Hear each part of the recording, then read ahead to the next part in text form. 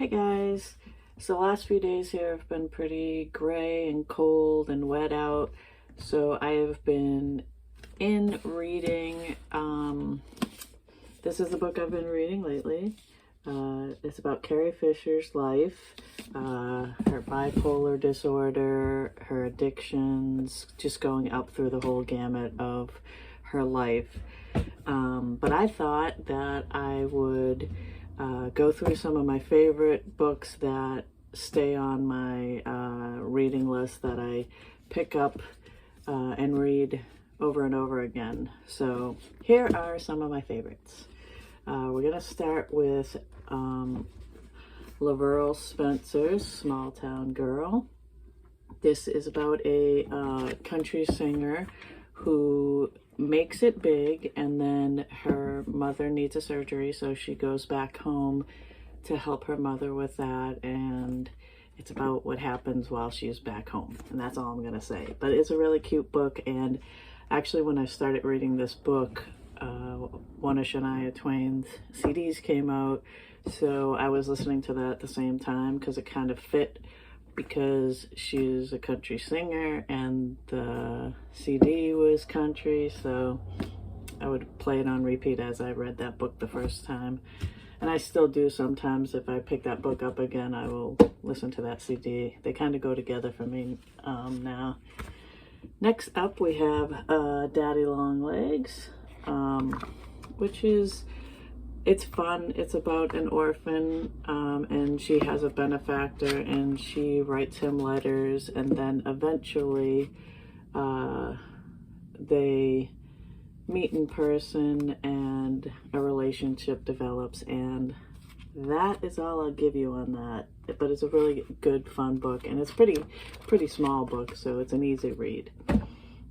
Next up we have Dream Keepers, which is about the Aboriginals in Australia, the dream ancestors. It's really fascinating culture.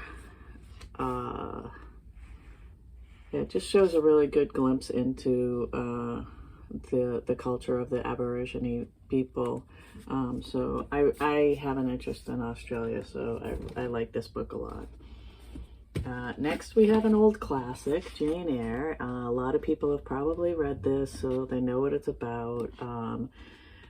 Orphan Jane Eyre endures an unhappy childhood, hated by her aunt and cousins, and then sent to comfortless Lowood School.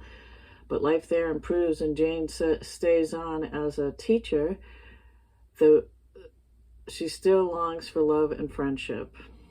At Mr. Rochester's house, where she goes to work as a governess, the hopes she might have found them, until she learns the terrible secret of the attic. So if you don't know what it's about, it is actually a really good read. A lot of people, like I said, have probably read it. I think it was like a requirement in school. Next, we have The Alchemist, and I'm just going to read the little insert in here as well to kind of describe what this one's about. This one is an adventure book, honestly. And the little description inside says, an enchanting novel has inspired a devoted following around the world. This story, dazzling in its powerful simplicity and inspiring wisdom, is about an Andalusian shepherd boy named Santiago who travels from his homeland in Spain to the Egyptian desert in search of a treasure buried in the pyramids. Along the way, he meets a gypsy woman, a man who calls himself king, and an alchemist, all of whom point Santiago in the direction of his quest. No one knows what the treasure is, or if Santiago will be able to surmount the obstacles along the way. But what starts out as a journey to find worldly goods turns into a discovery of the treasure found within. Lush, evocative, and deeply humane, the story of Santiago is an eternal testament to the transforming power of our dreams and the importance of listening to our hearts. So yeah, very good read. Next up, we have The Night Circus. This is a weird crazy, kind of fun book, which I really enjoyed. And I'll read the little excerpt on the back about it. It says, "Welcome to Le Cirque de Rêves."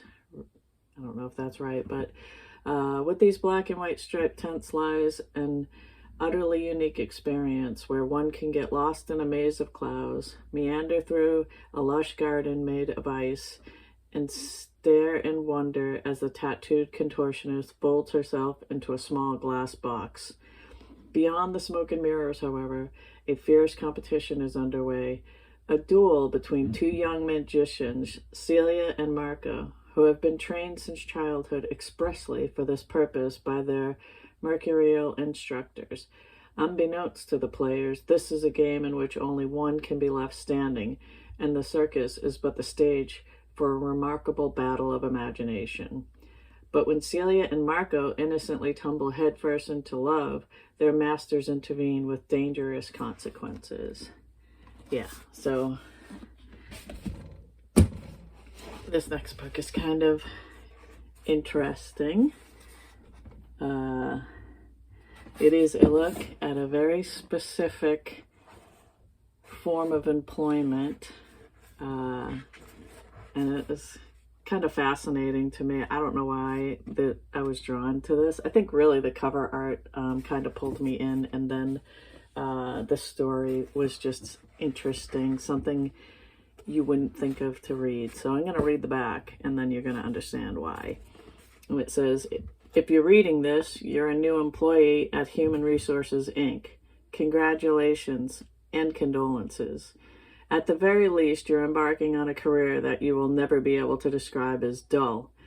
You go into interesting places, you'll meet unique and stimulating people from all walks of life, and kill them. You'll make a lot of money, but that will mean nothing to you after the first job.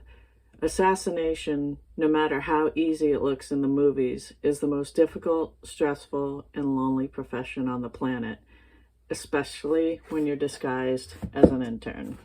So yeah, that's the Intern's Handbook.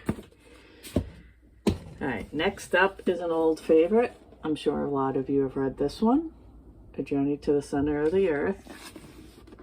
If you haven't, I highly recommend it, but B, I'll read the little glimpse here. When a German professor of geology finds a scrap of parchment bearing a mysterious message, he is seized with a wildly improbable notion: to carve his name into the very heart of the earth. With his reluctant nephew and their Icelandic guide, he embarks on a daring and dangerous descent into worlds unknown, a journey to the center of the earth. This book, for those of you who have never read it, was first written in 1864. This copy is a Reader's Digest copy, and it was published in 1992. But yeah, if you haven't read it, I highly recommend it. It's a very, very good classic. All right. This next book is one of my absolute favorites, The Shell Seekers. One of the reasons I like this book so much is because they also made a movie of it with Angela Lansbury playing the lead role of Penelope. And my mom and I used to watch that together all the time before she passed away. And we both loved the story. So that is why this book means a lot to me. But let me read you a little bit of the little insert so you'll know what it's about. Set in London and Cornwall from World War II to the present, Rosamund Pilcher tells the story of the Keeling family and of the passions and heartbreak that have held them together for 3 generations. The family centers around Penelope, and it is her love, courage, and sense of values that determine the course of all their lives. One of Penelope's most treasured possessions is the Shell Seekers, which her father painted and left her as a remembrance and a legacy. It is this painting that symbolizes to Penelope the lot the ties between the generations. It is the link between the past, the present, and the future. But it is the fate of this painting that just might tear the family apart. So yeah, very good book, The Shell Seekers. And next, last but not least, Empty Mansions. This book, I love books that are about actual people. Actually, I love all kinds of books, but I do love books that are about actual people. And this book is one of the most fascinating books that I have ever read. It is also one of the saddest books I have ever read. And I am going to read you this little excerpt, and then you will understand why. Empty Mansion explores the fascinating life of Huguet Clark, an enigmatic figure who had not been photographed in public since the 1920s. Though she owned 3 palatial homes in California, New York, and Connecticut, they sat vacant while she lived out her final 2 decades in a New York City hospital, despite being in excellent health. Bill Deadman and Huguet Clark's cousin, Paul Clark Newell, Jr., one of the few relatives to have had frequent conversations with her, present a fairy tale told in reverse. A daughter born into privilege who locks herself away, making use of 20,000 pages of personal and financial correspondence.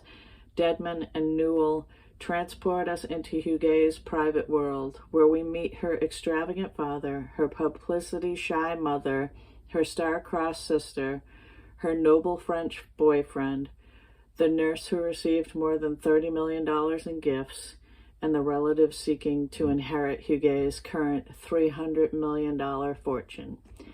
Featuring previously unseen photographs of Huguet and her homes, Empty Mansion is a rich and engaging story of an eccentric of the highest order, a lost jewel of the Gilded Age, who lived life on her own terms. Yeah, so it's amazing. It's such a great read, and it tells a history of this country and of the people that were wealthy, and just, I don't know, it fascinated me. I highly recommend all of these books. That's why they're in my tops, and I read them over and over again. But yeah, those are a few of my top favorite books that I read over and over again. I hope you enjoyed this. Let me know down below what your favorites are that you can't stop reading over and over again. And I will talk to you guys next time.